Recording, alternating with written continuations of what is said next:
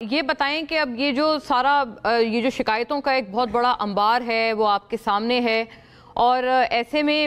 یہ پارٹی کے ان کے پارلیمنٹیرینز کی بھی نااہلی ہوئی ہے۔ پارٹی سے آپ کو کیا لگتا ہے، مطلب کیا کرنا چاہیے پارٹی کو؟ احتجاج سے آپ لوگوں کو ٹف ٹائم دیا جائے، اور پیپلز پارٹی سے بہرحال یہ گلہ بار بار آپ کی جماعت سے کیا جا رہا ہے، اس کا بھی جواب اسی تسلسل میں فرما دیں کہ وہ کہتے ہیں ایک طرف یوٹیلیٹی سٹورز کی جو بندش ہے، یہ چینی کا بحران ہے، سکینڈل ہے،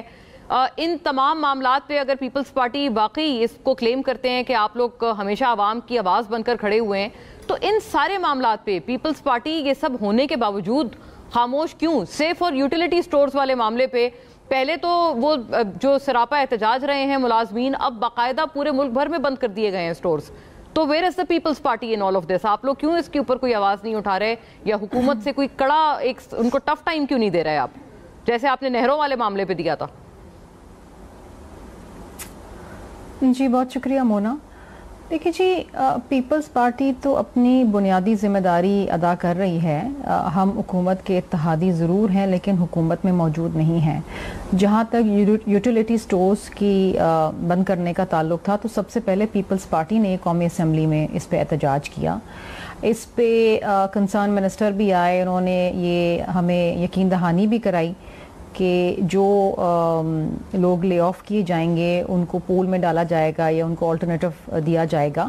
کمٹمنٹس کرتی رہی ہے گورنمنٹ۔ اس کے بعد ہم نے بجٹ میں بھی اس بات کو اٹھایا اور کمیٹیز کے اندر بھی اس بات کو اٹھایا، آج بھی اٹھا رہے ہیں، بیکاز یہ سراسر زیادتی ہے کہ جہاں پر آپ ڈاؤن سائزنگ اور رائٹ سائزنگ کی بات کر رہے ہیں تو آپ بیچارے جو چھوٹے ملازمین ہیں، جو کم تنخواہ دار والے ہیں،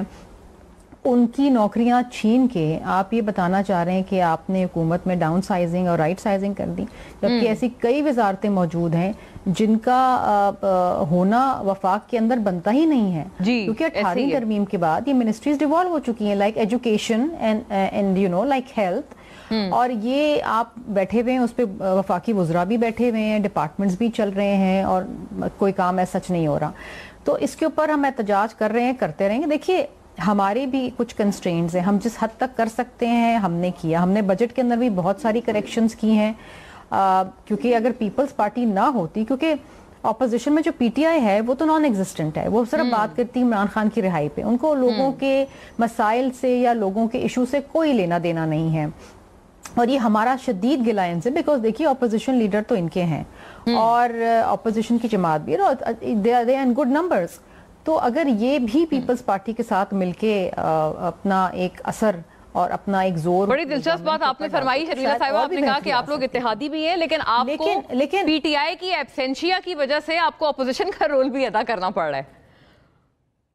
That is what we are doing actually۔ دیکھیں بہت سارے ایشوز کے اوپر، ابھی چینی کے مال، دیکھیں ہمارا تو پورے مہینے قومی اسمبلی کا اجلاس نہیں ہوا، کل سے شروع ہونے جا رہا ہے، اس کے اوپر ہم انشاءاللہ چینی کے اوپر بھی جو ایشوز آ رہے ہیں، کیونکہ چینی از نان ایگزسٹنٹ، ایک تو پرائسز بہت ایسکیلیٹ ہو گئی ہیں، اور دوسری چیز یہ ہے کہ ہورڈنگ ہو رہی ہے، اور دوسرا یہ بھی تو پتہ چلے کہ جو یہ ہوا ہے اسکینڈل، اس کا فائدہ کس کو ملا، اس کے بینیفیشری کون لوگ تھے؟